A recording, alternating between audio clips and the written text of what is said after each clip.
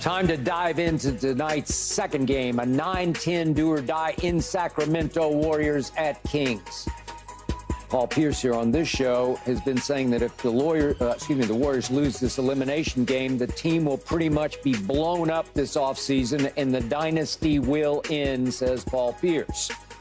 The Warriors and Kings did split their regular season series 2 games apiece, but tonight the Warriors are favored by 3 points now, a spread that has climbed from an opening 1.5. So, Paul, do the Warriors live to fight another day, which would be on the road against the Lakers-Pels loser? Skip, yes, they do live to fight another day. They understand how important it is to keep the core together for one more game after this. I hate to see them go down. I mean, I love the dynasty can't be over tonight. No possible way. But if they do lose, like I said, it's going to be a sad day in Golden State lure because not only will Klay Thompson not be there this summer, you can have a bigger shakeup than that. But I don't see them losing, and I want to see Klay go off tonight. Truthfully, I've loved this core since they've gotten together and won championships together. I do think they have the experience. I think they have the fight in them. Just something about Sacramento. They haven't been the same this year as they were a year ago. They're not intimidating anybody on their home court. I haven't seen the beam go out for as much as possible like a year ago. So I see the Warriors coming in and imposing their will. Steph Curry, Klay Thompson are going to be special tonight. Draymond's going to do what he needs to do on Sabonis. And so I see the Warriors winning and moving on to that second play-in game, possibly playing the Pels. They will play the Pels, I don't know, possibly. This is another one of those veteran teams, like I say, when you got these veteran guys that know this is the time of year that they got to step up. You got championship pedigree. They've taken care of business. And for the most part, they split with Sacramento this year 2-2. But they also know that this is an important part of their legacy together as a team, as a unit.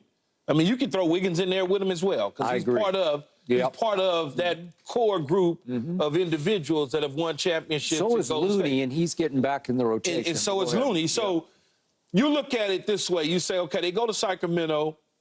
Mike Brown coached with them at Golden State. He may know some of this and some of that. But what he doesn't know is the gut check that these veteran players they have.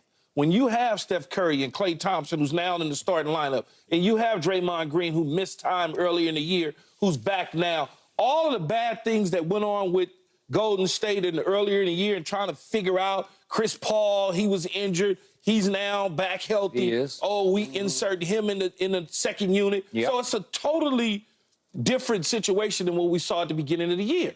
Now you look up and you say to yourself, okay, so the Lakers probably are going to beat the Pelicans as far as I'm concerned. They'll go to the Pelicans. They've already beaten them once on the road in New Orleans this year. So now they're looking to a young team at the Thunder.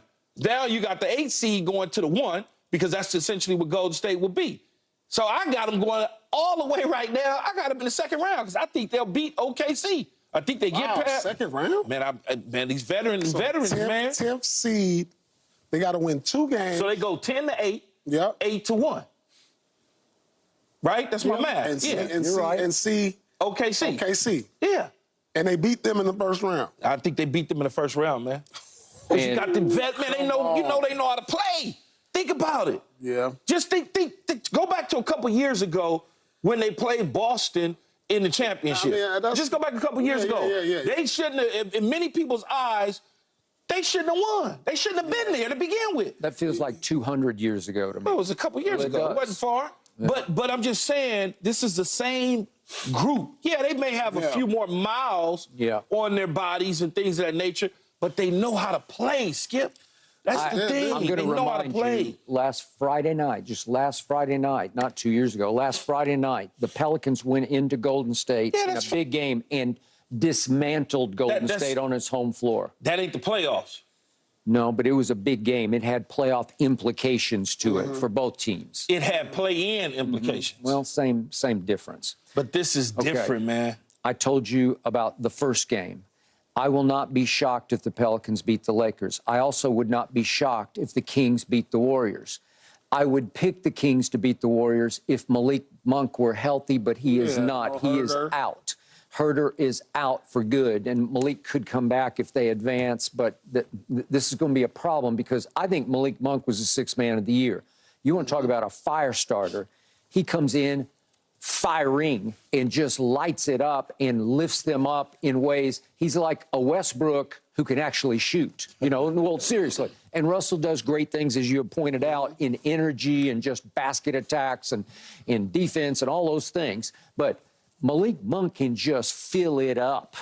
Yeah. And they miss that because it's now the weight is on De'Aaron Fox's shoulders. So we're going to see what he's made of at home tonight, where they do want to light the beam. It's basically he and Sabonis, they're going to have to carry much more of a load. So what happened last year in Game 7 of that first-round series in Sacramento, Golden State at Sacramento? What happened in that game? Steph scored a career-high playoff 50 points in that game. Mm-hmm. And De'Aaron Fox stunk in that game because he shot 5 of 16 from the floor and he shot 3 of 10 from 3. He had 5 turnovers and he had 16 points. Steph outscored him head-to-head, face-to-face, 50-16. Well, is that going to happen tonight? Are you going to get 50 from Steph? I don't think you may not need to get 50 from Steph. Okay. Though. You may only need to get 28 from Steph. Yeah. Although the De'Aaron Fox I see against you guys is in Lakers. Yeah, but this is not the Lakers. This is a different gold they're playing against. This is more yellow. Yeah, it is more yellow. This is more yellow. This is not the Lakers. Got to play some deep. You know why? Sometimes you say the best defense comes from offense, and what I mean by that, because Steph is so good, that he causes Fox to work, and because of that. He has to work so hard on defense, he doesn't have any energy for the offensive end. And so you got to run around screens, chase step, flare screens, back doors, coming up court, dribbling under the rim, finding guys. It's tough on you to have to carry that type of responsibility on both ends of the court. And so in saying that, I just don't think Sac has enough. I think they just mentally... They don't have enough but then again, you got to understand, I know we say Golden State is a 10th seed. They're a better team than what their record says. Because, look, they won 46 games. 46 games last year would have had them in the top 4. I love you, man. No, listen, they would have been in the top 4 in the West last year. It's because the West was so good that you got all these great teams in the West. So Draymond missed all these damn games. Yeah, Draymond missed a lot. And so I believe that the Golden State Warriors, if Draymond had played these games, I'll have them a 6th seed, 5th seed, maybe. I mean, they're the hottest team in the league right now. They're the hottest team in the league right now that you don't want to say. See, Clay over this last 12 has been balling, averaging 20-plus points. And so I just see them flourishing in this game. It's just such a tall mountain to climb, Keyshawn, when you got to go on the road just to make the playoffs. Yeah. But I got them winning tonight. I get all that, but when I'm looking at a team that doesn't have enough in Sacramento. Yeah, I think they get tonight. Then you say, well, they go on the road to, I'm assuming it's going to be New Orleans, not L.A., that they got to go on the road to a New Orleans team that had just gotten popped by the Lakers.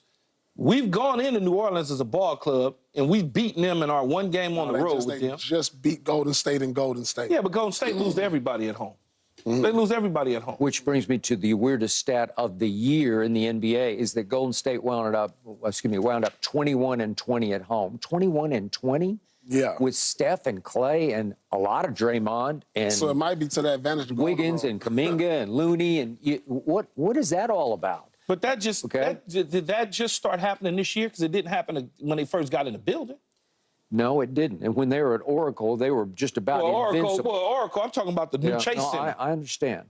But here's the better stat. In the Warriors' last 21 away games, they're 17-4. And so since February, what is it, the 3rd, they got the best, they've won the most road games in the NBA. I mean, that can happen to a team. It's a lot of distractions at home when you got family, kids. When you go on the road, it's just you and the team. You got you in your room, you can focus, you ain't got no responsibilities. I mean, I can see that, though, especially a veteran team. A lot of guys, you know, are married, got little ones, up late, can't go to sleep because they got to take care of the kids or something, take them to school. It's a lot of distractions at home. You're very funny, though, Paul, because you move the goalpost for the Golden State Warriors, but you won't move it for the Lakers.